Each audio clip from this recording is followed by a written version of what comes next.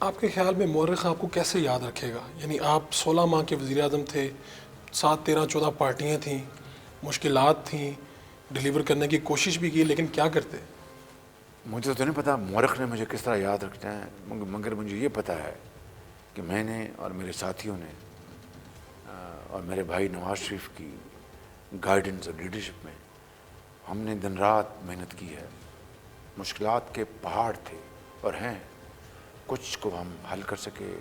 بدترین سیلاب آیا، بدترین مہنگائی کا ایک بدترین سیلاب آیا، دنیا میں کساد بازاری تھی، یوکرین میں جنگ چھڑ گئی تھی، تیل کی قیمتیں آسمان سے باتیں کر رہی تھی، کھاد، خوردنی تیل، ہمارے جو زر مبادلہ کے ذخائر وہ کم ہو رہے تھے، IMF سے معاہدہ ہو نہیں رہا تھا۔ سیلاب زدگان کو جگہ جگہ میں پہنچا جہاں پر پانی نے تباہی مچائی تھی، اپنے ساتھیوں کے ساتھ ان کو بحال کرنے کے لیے ہم نے کوئی کسر نہیں چھوڑی۔ پھر مہنگائی کے حوالے سے بھی ہمیشہ میں پریشان رہا، اس کے لیے ہم جو کچھ بھی کر سکے، چاہے وہ بجلی کی غریب آدمیوں کے لیے جو اس کے نرخ ہیں وہ ہم نے نہیں بڑھنے دیے۔ IMF کو ہم نے کنونس کیا کہ ہم غریب آدمیوں کو، غریب طبقوں کے اوپر بجلی کا ایڈیشنل جو اضافی بوجھ ہے وہ نہیں پڑنے دیں گے۔ ہم نے الحمدللہ پاکستان کی تاریخ میں پہلی مرتبہ اس رمضان شریف میں جو گزرا ہے، پنجاب میں مفت آٹا بانٹا، مفت، یہ کبھی اس طرح نہیں ہوا۔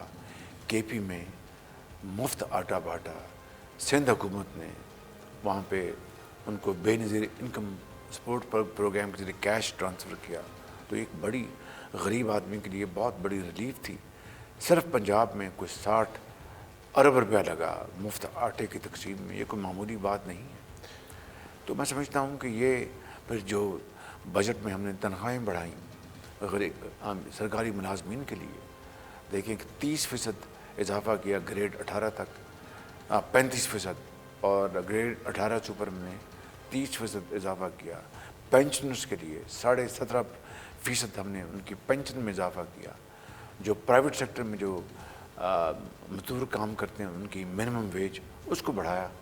تو کہنے کا مقصد ہے کہ جو کچھ ہم کر سکتے تھے ہم نے کیا، لیکن یعنی مسائل اتنے زیادہ تھے اور وسائل کی کمی اتنی زیادہ کمی تھی کہ ہمیں بڑی مشکلات پیش آئیں، لیکن مجھے آج یہ اطمینان ہے کہ میں نے اور میرے ساتھیوں نے اپنی پوری کوشش کی، نتائج اللہ تعالیٰ کے ہاتھ۔ کون سا ایسا فیصلہ ہے جس پہ آپ فخر کر سکتے ہیں ان 16 ماہ میں؟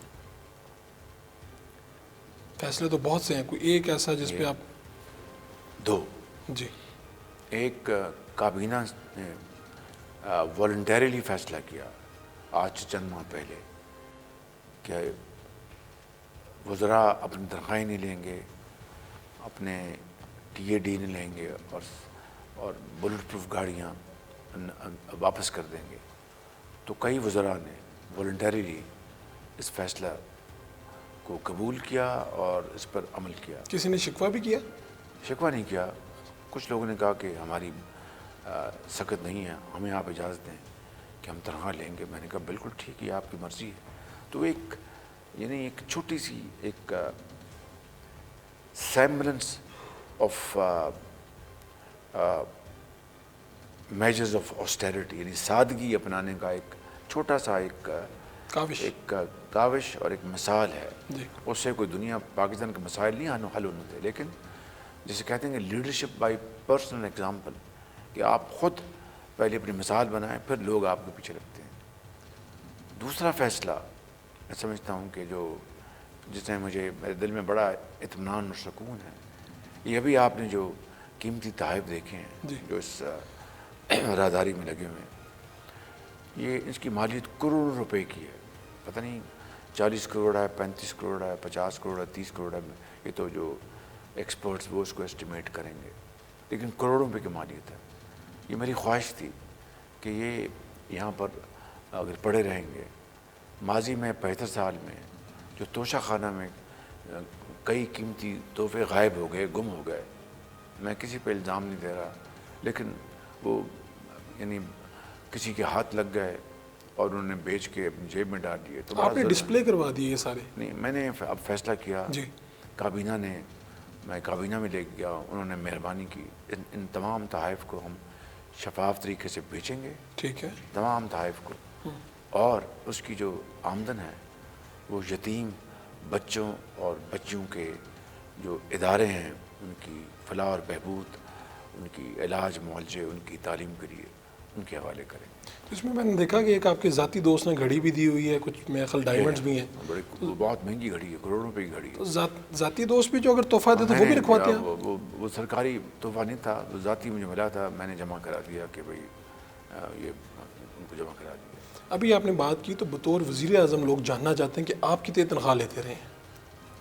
نہیں، میں تنخواہ نہیں لیتا، میں نے نہ بطور وزیر اعلیٰ تک کبھی تنخواہ لی، نہ بطور وزیر اعظم میں نے تنخواہ لی، بالکل کوئی تنخواہ نہیں کوئی تنخواہ نہیں لیتا۔ وزیر اعظم بلکہ لوگ؟ جو اس کچن میں جی جو کھانا پکتا ہے میرا ذاتی، جی، وہ بھی میں سرکار سے پیسے نہیں لیتا، میں اچھا وہ آپ اپنی جیب سے برداشت صرف سرکاری جو ضیافت ہے اس کے پیسے سرکار دیتی ہے۔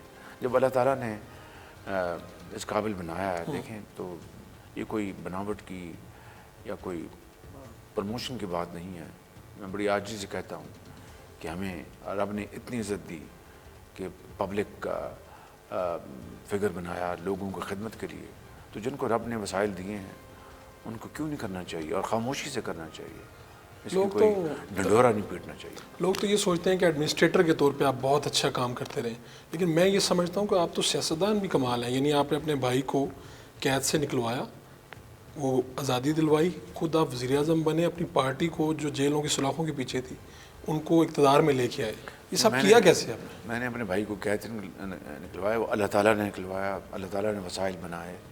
وہ بیمار تھے اور بڑے شدید بیمار تھے، رب تعالیٰ نے ان کے علاج کا موقع اس کا بندوبست کیا اور ان کی زندگی لکھی تھی، تو اللہ تعالیٰ نے یہ کرم کیا۔